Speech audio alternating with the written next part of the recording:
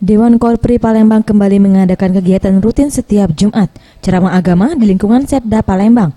Dalam kegiatan ceramah agama ini, dalam rangka menyambut bulan Ramadan dan mengangkat tema bersihkan hati dengan saling memaafkan, guna meningkatkan keimanan dan ketakwaan kepada Allah Subhanahu wa Ta'ala.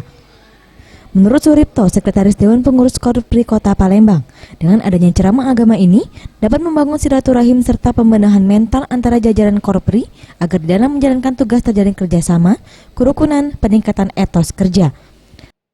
Rutinitas kegiatan Korpri, jadi pembenahan mental, spiritual, kan, silaturahim, menjaga sesama antar Korpri, begitu intinya kan.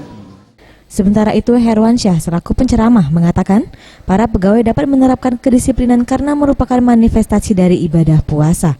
Sebagai pegawai negeri sipil, kita senantiasa meningkatkan etos kerja kita sebagai abdi negara dan senantiasa disiplin terhadap